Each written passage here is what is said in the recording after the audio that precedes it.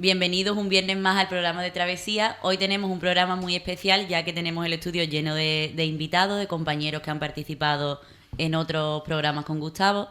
Vamos a empezar primero con dos compañeros, que es Jordi y David. Buenas tardes. Hola, buenas tardes. Hola, muy buenas tardes. Bienvenido una vez más, David. Gracias por invitarnos. Jordi, tú eres fijo como cada semana. Están también presentes los duendes de la radio, que hacen de las suyas. Un duendecillo. Bueno, pues este programa de Travesía está organizado por AFESOL y junto a los servicios sociales de este ayuntamiento y con el apoyo de esta casa, Radio Televisión Marbella. Vamos a escuchar una canción y arrancamos con el programa. Bueno, Jordi, empezamos contigo. ¿Qué nos traes? Muy bien, pues muy buenas tardes. Hoy traemos algo interesante, como siempre, como todas las tardes. He escrito un relato, un microrelato. En este caso es una reflexión más que un relato, ¿vale? Perdón, ha dicho. Es más una reflexión, es un manuscrito reflexivo, ¿no? Sobre una cuestión en relación a la educación y al conocimiento. ¿Y en qué te has basado? Como te pregunto siempre. Pues me he basado en mi propia experiencia, ¿no? Que a veces pues tendemos a... Yo soy una persona que me gusta estudiar, pero en ocasiones me topo con ciertos obstáculos o ciertos problemas asociados a un esquema rígido que se plantea a la hora de establecer una relación de conocimiento, ¿no? Entonces, pues yo en ese sentido pues he tratado de ser crítico y de encontrar un punto de conexión que explique un poquito cuáles son los problemas que nos pueden acontecer a la hora de, por ejemplo, estudiar una carrera universitaria o unos estudios superiores y qué he hecho en falta, ¿no? Es una visión muy personal mía que se puede criticar de mil formas y bueno, así empieza, ¿no? Esto lo he titulado El código oculto y dice así: cuando obedeces, lo haces sabiendo la razón útil de tu obediencia, o sin saber muy bien por qué realizas el acto de obediencia. En ciencia, o en cualquier saber de carácter acumulativo, en parte, existe una parte relevante de dicho saber que debemos asumir de forma acrítica, sin tener la menor idea de cómo se llegó a ciertas conclusiones. Para colmo, los modelos educativos, en ese sentido, incentivan la adquisición o asimilación de conceptos desde la perspectiva metodológica que prima la premura en el aprendizaje. Debemos confiar, pues, en la historia y en la autoridad, en el trasvase de conocimiento que salvaguarda una determinada tradición académica. Esto tiene un doble impacto sobre la formación autónoma del pensamiento del estudiante o aprendiz de determinada materia. La premura y la densidad o concentración de la materia tornan misión imposible el entender las causas primeras o reconstruir el hilo de las cuestiones más relevantes, obligando a obedecer y reproducir, en un patrón o círculo vicioso, una especie de código oculto. El segundo efecto es que, aparte de no aprender correctamente los contenidos, nuestra mente interioriza el código oculto o ciclo reproductivo de la obediencia acrítica, y esto bloquea el acceso a nuestra propia voz, cada vez menos partícipe, que va relegando el poder interrogante hacia el exterior. No es que seamos ignorantes de un saber, es que nos han convencido de ello, y esa convicción, efectivamente, nos convierte en ignorantes potenciales. Cuando este código oculto, que ha machacado nuestro espíritu crítico como un rodillo, actúa, también lo hace hacia el exterior, extendiendo la sospecha y el señalamiento a todo aquello que pueda oler a pensamiento crítico o fruto subjetivo de libre pensamiento. En ese sentido, el ámbito académico, en su densidad de contenidos y su premura acrítica, forma a futuros licenciados en la obediencia y la reproducción irreflexiva de cánones cuyo único criterio de validez es la tradición y la autoridad. Esto, lógicamente, ocurre con bisoños estudiantes vulnerables e impresionables, que o se hacen al molde o renuncian a obtener una titulación académica. El peso de la decisión estriba en si es lícito sacrificar el libre pensamiento en aras de un sistema de jerarquías y cotos del pensamiento reproducible desde la tradición y la autoridad, y realmente, sin duda, un auténtico lastre y un foco de desigualdad, de disuasión para el carácter original, creativo y libre que representa el germen de la innovación y el pensamiento de vanguardia. Yo creo que además de una reflexión, es una realidad también lo que todo el mundo, o casi todo el mundo, lo va a compartir contigo. Claro. Sí, yo... una de las cosas que más se habla, sobre todo en redes, a nivel académico, sobre todo gente que está empezando, que está estudiando una carrera, es que en muy pocos meses tienen que acumular una serie de contenidos y de conocimientos que no les permiten profundizar realmente en la materia, sino que tienen que obedecer y asumir que eso es así y ya está. Sin razonamiento. Sin un razonamiento detrás, ¿no? Entonces eso ocurre y al final cuando te tiras 5 años o 4 años, lo que has aprendido, pues de las materias has aprendido una parte, ¿no? Pero también has aprendido a obedecer, ¿no? Y a llevar a cabo una serie de metodologías que te han coartado a la hora de poder desarrollar tu propia libertad, a la hora de intentar entender o reconstruir el hilo de por qué se llega a tal circunstancia, a tal concepto, y entender por qué esos pensadores de la antigüedad, de la tradición, llegaron a esos pensamientos, ¿no? Evidentemente esto es muy crítico. También hay, yo me he puesto en la parte, digamos, más radical, en el sentido de que, bueno, también hay profesores que ayudan mucho en el sentido de ayudarnos a asimilar y a entender las cosas, intentando pues potenciar mucho el que entendamos las cosas de partida, ¿no? No simplemente memorizar por memorizar. Aprender sin comprender. Exactamente, tú lo has dicho. Y esa es la cuestión, ¿no? Eso es lo que de alguna manera me inspiraba el redactar este texto. Yo ahí comparto tu opinión. De hecho, hoy con unos compañeros hemos estado hablando en relación a este tema. Uno, por ejemplo, comentaba de que su hijo había estudiado ingeniería sin haber tocado un libro, con el teléfono, y que realmente no que no haya aprendido, pero como tú bien dices, no ha llegado a comprender bien lo que estaba estudiando. Todo ha sido con estrés, bulla. Sí, exactamente. Empiezas con una materia y cuando todavía estás asimilando qué es lo que has estudiado, ya tienes que entrar a otro tema distinto y así todo, ¿no? Entonces, cuando quieres darte cuenta y miras hacia atrás, pues mira, he aprobado, pero no me acuerdo de la misa a la mitad. Entonces, yo considero que los estudios superiores están para disfrutar también, para entenderlos, y si hay que alargar un poco más los tiempos o quitar contenido que no sea relevante y todo esto para, de alguna manera... O dar un margen más largo de tiempo a preparar la materia, por ejemplo. Lo que pasa que, bueno, como se supone que, bueno, esto está relacionado con el mercado de trabajo, con las exigencias de un futuro trabajo, pues los periodos se acortan, se mete más densidad de contenido y se actúa de esa manera, ¿no? Pero bueno, que bueno, esto es una crítica desde el plano personal mío. Pero yo creo que mucha gente lo va a compartir contigo. Y de mi experiencia, y que se habla poco también de este tema.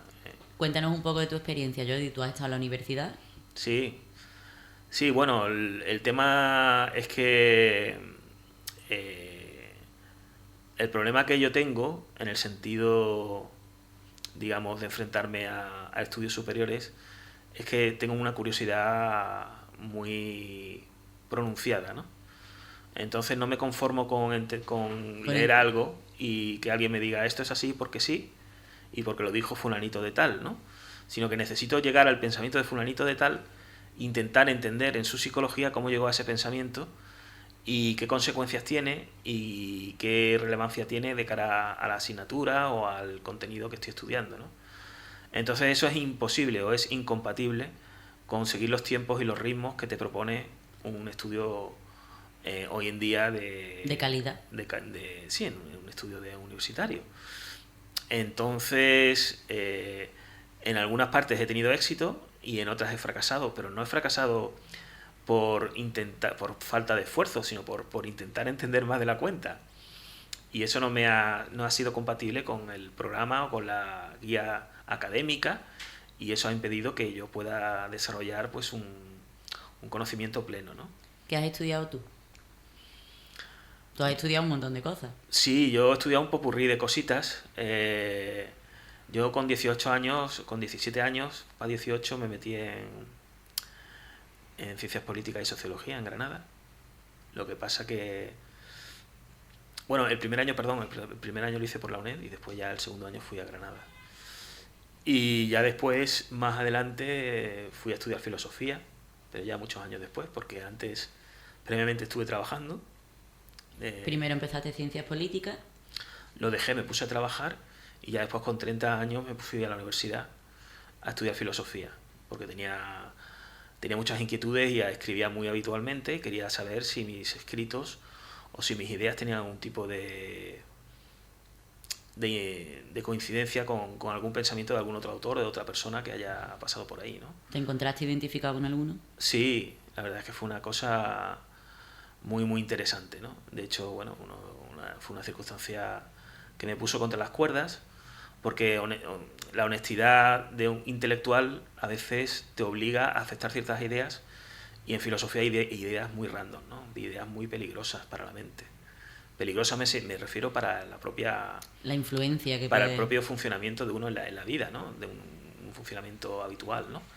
Entonces yo tomé caminos a nivel conceptual que no eran, desde un punto de vista honesto, si los aceptas, pero que no eran compatibles con llevar una vida sana y una vida, en fin, normal, ¿no? Entonces, bueno...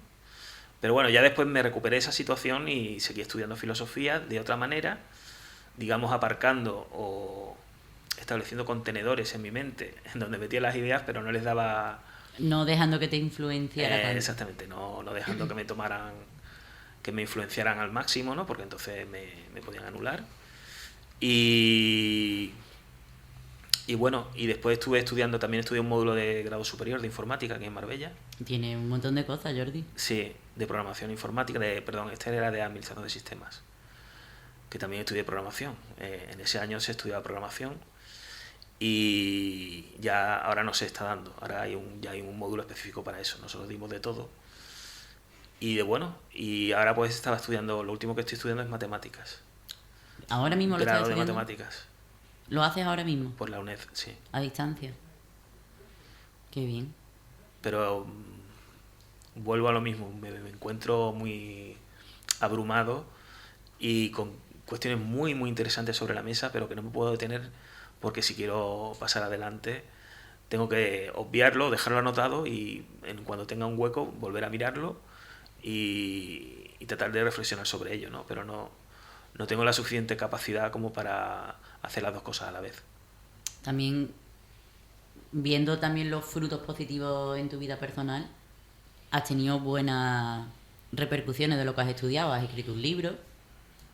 Sí, he escrito un par de libritos. Tu página web, si lo quieres recordar ahora, que todos los conocimientos en los que tú te has formado te han dado buenos frutos. Sí, son frutos que no son a lo mejor del todo ortodoxos, en el sentido de que no he seguido una carrera convencional, ¿no? Pero bueno, sí es cierto que me ha beneficiado saber de tantas cosas para poder hacer cosas interesantes como mi página web. Todo lo que tienes. Y bueno, mi página web es una aplicación hecha en Python. También he hecho un curso de Python ahora recientemente a nivel de informática. ¿Quieres explicar un poco en qué consiste por si los oyentes no entienden? Sí, bueno, Python es un lenguaje de programación que permite hacer cositas muy interesantes en la web, a nivel de backend, a nivel de lo que es la parte de la trastienda de la página. Entonces te da mucho poder y mucho control sobre todo lo que quieras hacer y programar. Entonces está muy, muy chulo. Te da mucha versatilidad. Y está relacionado con el diseño web, claro. Tienes tu página web, un videojuego que también has creado. Sí, creé un videojuego también. Esa fue otra aventura que duró bastante y sigue todavía pinchándome un poquito y el gusanillo, y la verdad es que bueno, el tema del videojuego, pues aquí David puede dar fe de que... Sí, estuvimos con el videojuego haciendo exposiciones con La Costa del Sol, con Afesolín y luego y estaba muy chulo. Lo que dice Jordi sobre lo del academicismo, no sé si mi interpretación. Sí, sí. Yo cuando estuve en la universidad me faltó un par de semestres y lo que notaba, es decir, Bellas Artes, es que nos ponían... Tú también has estado en la universidad. Sí, nos ponían pintores de referencia que a lo mejor no estás de acuerdo con lo que te están poniendo y tenías que hacerlo y notabas como que sí, que era algo como que te daban un camino demasiado escrito, ¿no? Porque se supone que tienes ya un nivel de percepción de una persona de 20 años ahí que estás absorbiendo todo y ahí tienes que dejar ciertos caminos que a lo mejor te conducirían hacia sitios muy interesantes en pos de sacar un aprobado dentro de un estilo que un profesor te marca dentro de una asignatura concreta. Y eso a veces es dañino para lo que es el libre pensamiento, ¿no? Y luego la influencia, yo creo que un maestro es de las personas que más pueden influir en una persona, en los niños sobre todo. No, tanto para bien como para mal. Sí, los niños fundamental, claro.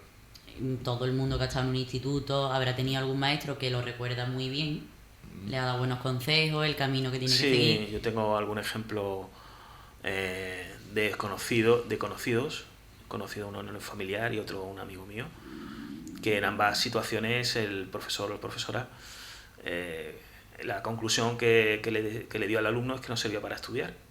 Y ya esa persona se cree. Y esa persona se lo creyó, pero una de ellas, una es profesional en el ámbito de la tecnología y es un gran profesional, y la otra persona estudió después de dejar, se puso a trabajar y después volvió a la universidad, no se creyó, se sacó lo que una le dijeron. carrera, se sacó un máster y ahora pues está trabajando de lo que estudió, y sacó una de las mejores notas, de hecho, de su promoción. Y esta persona que tú me cuentas le dijeron que no valía. Que no valía, exactamente. Pero claro, muchas veces tenemos el poder, las personas, ¿no?, de transmitir optimismo o hundir a una persona.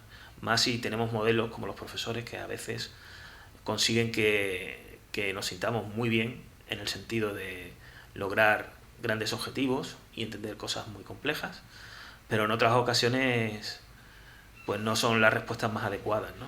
Y nos dan, pues, desde una óptica mediocre, pues nos aportan poco o nos crean algún tipo de problema y nos cuestionamos nuestra propia capacidad, ¿no? O te influencian de manera negativa. Si tú a un niño le dices que es malo, el niño se cree que es malo. Eso lo hemos hablado en otros programas. Claro. El tema de la infancia, si tú le dices eres bueno, el niño se cree que es bueno. Claro. Si yo te digo a ti, tú no, imagínate, no es el caso, vamos, eres un gran profesional en la radio, que yo estoy toda la semana diciéndote, porque tú para la radio no vale, porque tú a dónde llegas, a no venir más. No, y lo que tú dices, el niño tiene un gran poder de convicción, de autoconvicción sobre sí mismo. Entonces, si tú le animas y le das hay una anécdota de Edison, Thomas Alva Edison, que lo expulsaron del colegio y le mandaron una carta a la madre diciéndole que en un principio la madre leyó la carta y la carta pues decía que el niño pues no dejaba de hacer preguntas, de molestar, de hacer una serie de cosas. Y la madre, cuando el niño le preguntó años después qué ponía en la carta, le dijo, mira, el niño hombre, ¿no? Lo que ponía en la carta era que, o sea, lo que le dijo la madre, perdón, me he confundido, lo que dijo la madre es que en la carta dice que eres tan inteligente que ahora mismo es mejor que te tomes clases aparte del instituto, del colegio. Cuando decía todo lo contrario la carta. Pero su madre, en su reflexión, claro, ayudó a esa criatura a tener pues una percepción de sí mismo mejor, adecuada o mejor, y trató de educarlo de la mejor manera posible. Y fue, claro, un genio dentro de su ámbito. Regó bien la planta. Con la metáfora de a las plantas hay que regarlas de manera positiva. Lo mismo con las personas. Claro. Si tú lo fomentas, le hablas de cosas positivas, de lo que vale esa persona. Hay que buscar siempre el equilibrio, ¿no? Las plantas hay que darles el agua justa, ni más ni menos. Entonces, una vez que tú riegas una planta, si la riegas mucho la ahoga también. Claro. Hay que ser regular y tratar de hacerlo de manera justa, ¿no? Pero viene bien esta metáfora porque es así. Una persona, si tú la riegas de cosas bonitas, se va a hacer de cosas bonitas. Si tú estás regándola de cosas negativas, esa persona crece negativamente. Es lo que tú le vayas dando desde pequeño. Sí, sobre todo a nivel... El tema del ajedrez, por ejemplo. Sí. Yo en Antequera tenía en la Casa de la Cultura, he estado en un equipo de ajedrez, en unas competiciones y en unas clases, y tenía me acuerdo que gané, el único torneo que he ganado, era unas unas partidas rápidas. Pero bueno, el caso es que la reacción del profesor, cuando vio que yo había ganado, dijo: mira, este torneo, hasta Jordi ha conseguido como diciendo, hasta este saca un... ¿Ese fue el trofeo. comentario? Sí. Un comentario feo. Sí, desde aquí de nos este oye. hombre. No creo que nos oiga, pero que no pasa nada. Yo ya, No, te lo decimos desde aquí. Yo ya he madurado y sé perfectamente que... Que era inapropiado el igual comentario. que en una simultánea le gané una partida, pero porque no se dio cuenta y dejó el rey descubierto y le hice con el alfil y la dama, mira, una diagonal, y le hice jaque mate. Y me tenía la partida ganada. Lo que pasa es que se descuidó. Se confió. Y muchas veces, cuando estamos sobre todo con niños o con personas que no tienen la madurez, debemos de intentar ser lo más respetuosos o no crear malos gestos o malas situaciones, porque podemos afectar en su educación o en su forma de ser futura. Claro. Entonces hay que tener, sobre todo si eres docente, profesor, o tienes algún tipo de autoridad, o eres un mentor o preceptor, lo que sea. Y esto, Jordi, perdón que te interrumpa, ya no es que seas docente, yo creo que en la vida en general hay que tener mucho tacto, lo hemos hablado en otros programas, hay que tener mucho tacto para decirle a alguna persona. Tú no sabes por lo que está pasando esta persona. Hay que evitar la crueldad. O hay que ser sincero, la sinceridad se lleva, pero con tacto. Hay que saber cómo hacer los comentarios a otra persona, porque no sabemos cómo Sí, lo que tú está decías pasando en a el otra otro persona. programa que vine yo, de ponerse en los zapatos de la otra persona. Entonces ya no es que seas docente, cualquier persona de cualquier oficio, en cualquier lugar, debería de tener tacto a la hora de hablar con otra persona que no conoce su caso, porque yo, por ejemplo, si conociera tu caso, sé más o menos cómo puedo acercarme a ti, dirigirme a ti. A nivel general hay que tener tacto con todo el mundo. Claro, tú no sabes lo que está pasando a esa con persona. todo el mundo, tío. Sí, tenemos un poder muy bonito, si lo sabemos emplear bien, y podemos con esa energía positiva ayudar en determinados momentos a quitar hierro a los asuntos. Totalmente. Y por eso hay gente que realmente tiene un don, ¿no?, de esa capacidad para lograr que los ambientes se distendir las tensiones, buena energía, y conseguir que el trabajo en equipo, en el trabajo, determinados entornos, incluso la familia, ¿no?, pues se vuelva mucho más afable, ¿no?, más amigable, ¿no? Totalmente. David, ¿nos quieres comentar un poco tu experiencia universitaria? Sí, bueno, yo me dieron una beca en Estados Unidos cuando fui a hacer el COU a Estados Unidos, y conseguí una beca de baloncesto y de pintura. Lo que pasa es que luego por lesiones no jugué. Y estuve 3 años ahí en la carrera y me faltó un año para terminar. Y coincidió completamente con lo que dice Jordi, de que aparte que ahí era muy práctica la universidad, pero sí que notaba que había ciertos profesores con ciertas tendencias muy concretas, con ciertos artistas, que teníamos que imitar lo que ellos hacían, aunque tú no estuvieses de acuerdo en absoluto con la técnica, que no te iba a servir para nada luego, la verdad. Pero había que hacerlo así. Íbamos saltando, por ejemplo, en diseño de 2 dimensiones, yo tuve un profesor fantástico, pero el otro profesor que había, el método de enseñanza era algo que era completamente contrario al otro, entonces dependía de quién te tocaba para ir aprendiendo, ¿no? Y yo al último año, ya por diversos problemas que tuve y por decisión personal, decidieron dejar la universidad y ser autodidacta. Tuve las herramientas suficientes, como dice Jordi, como para saber en dónde quería profundizar y dónde no quería profundizar. Y me fui al Museo del Prado, al Thyssen, aquí y allá, cogí libros de arte, empecé a experimentar con pintura hiperrealista, me metí mucho en el hiperrealismo en aquella época, estuve estudiando mucho a Sorolla, Velázquez, Rivera, Murillo, etc. Y fui por esa dirección, y luego ya con los años, cuando empecé con Afesol a hacer exposiciones y eso, me pasé ya más a un impresionismo. Porque tú has hecho exposiciones con Afesol. Sí, he hecho bastantes exposiciones con Afesol, hemos hecho muchas, Jordi también. Con sí, hemos coparticipado. Comentad un poco esto, si queréis, para los oyentes, sí. ¿en qué consiste? Sí, bueno, las exposiciones son exposiciones multidisciplinares en el tema artístico. Y bueno, en el caso de David, pues tenía una serie de pinturas relacionadas en un principio con la pandemia, ¿no, David? Y otras cuestiones psicológicas sobre el efecto que de alguna manera producen o ha producido la pandemia en el rostro de las personas, ¿no? Y todo eso reflejado en pinturas, ¿no? Sí, en la pandemia estuve haciendo con imágenes que captaba por el internet, de los robots. Hice muchos de eso y luego hice bastantes paisajes y Bipolar Circus, que refleja la bipolaridad de un individuo con la repetición de la imagen dándole la vuelta. Y luego hice muchas caras y muchos paisajes, sí, y mucho color. Entonces me gusta mucho el fauvismo, el expresionismo. Y entonces fue la dirección que luego decidí tomar porque también el hiperrealismo me llevaba mucho tiempo y escogí un hiperrealismo muy oscuro que también es lo que hice yo con la filosofía, que hay ciertos estilos en pintura, que es lo que conozco yo, que te pueden traer a sitios muy oscuros. Por ejemplo, no es lo mismo pintar un pájaro muerto en blanco y negro que pintar una mariposa en color volando. No denota el mismo estado de ánimo. Ni pintar repetidamente pájaros muertos no te va a hacer sentir mejor que una mariposa que pintar mariposas volando, ¿sabes? Entonces es un poco eso. Ahora me centro más en el disfrute del color. Sí. Pues si queréis vamos a escuchar una canción. Venga. Y vamos con lo tuyo, David. Venga, vale. Arrancamos con tus textos. Bueno, David, vamos contigo. Venga. ¿Qué nos traes preparado? Pues he traído un par de textos, uno cortito y uno un poco más largo. El largo se llama Travesías, Amistad, Ando Solo. ¿Travesías qué es este programa? Sí, este programa. ¿Tiene relación con este programa? No, pero como lo leo en Travesías. Vale. Mi nombre completo es David Pascual Arroyo. Mi condición psíquica es la de bipolar tipo 1. Soy artista plástico y te escribo a través de mi diario.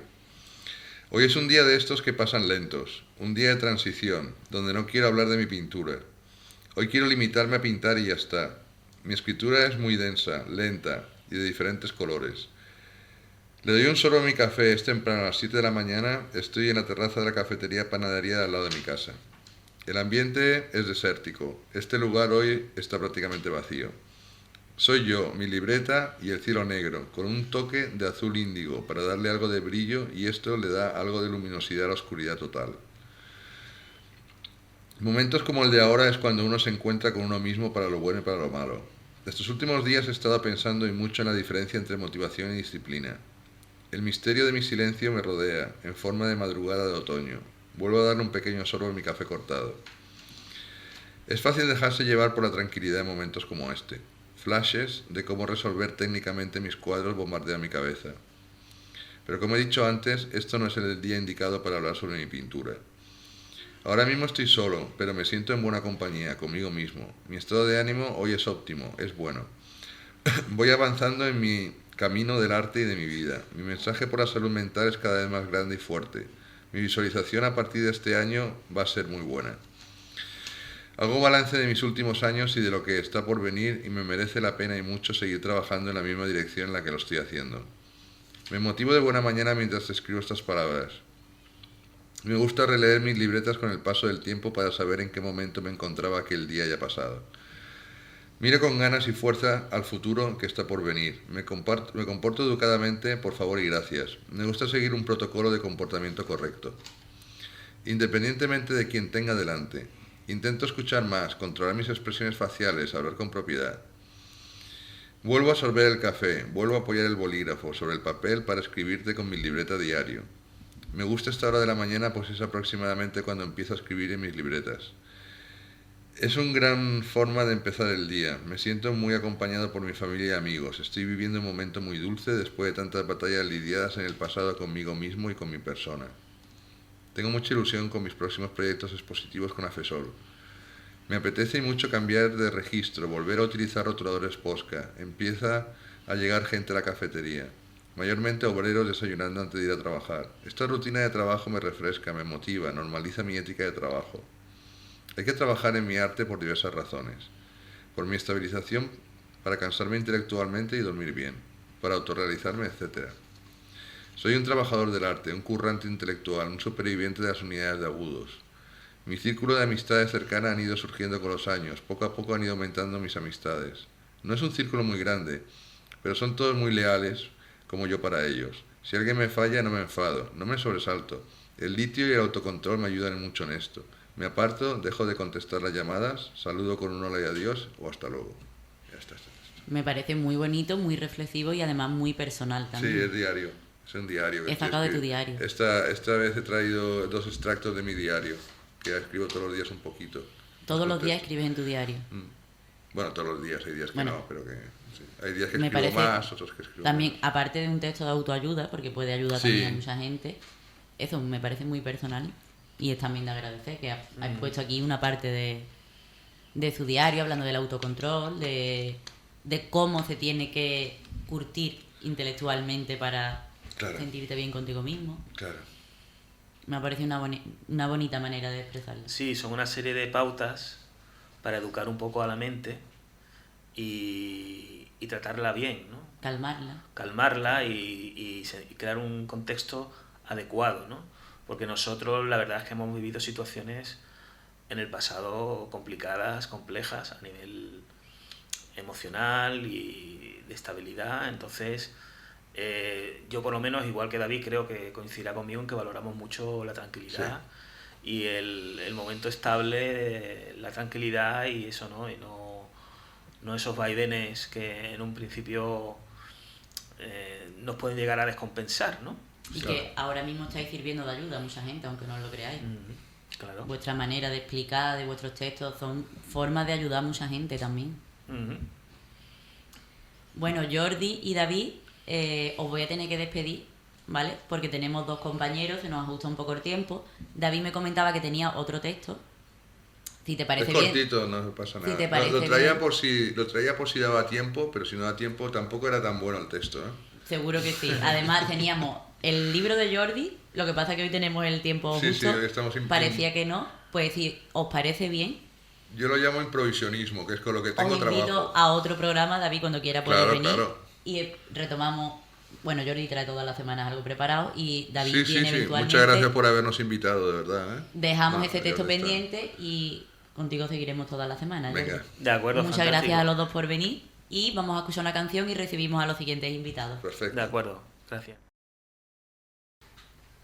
Bueno, en esta segunda parte del programa tenemos como invitado a Iván Caparrós. Buenas tardes, Iván. queridos traveseros. Y Felipe Pereda. Hola. Buenas tardes, Felipe. A Iván lo tenemos fijo cada semana y a Felipe lo tenemos hoy como invitado especial. Bueno, Iván, empezamos contigo. Sí, como queráis, como quieras. Tú nos traes un texto también preparado por ti, ¿verdad? Sí, traigo un texto, un poema que escribí no hace mucho tiempo, bueno, es más o menos reciente y se titula Poema Andalucía. Y reza así. Ella es Merá, ella es el mar, es María, es el sol del mediodía.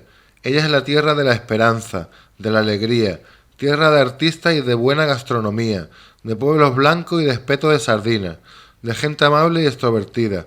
Su bandera es blanca y verde, ella es el sur y tiene 8 provincias, todas bellísimas, diferentes entre sí pero unidas.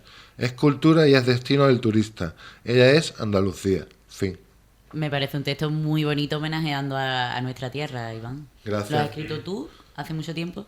Sí, bueno, yo me siento andaluz, me siento español, me siento andaluz Y me estás sien- orgulloso de... y estoy orgulloso de ser andaluz, que yo no tengo vergüenza de ser andaluz, ¿sabes? Vamos, yo creo que es un Soy andaluz, orgullo. yo soy de la tierra y de Marbella.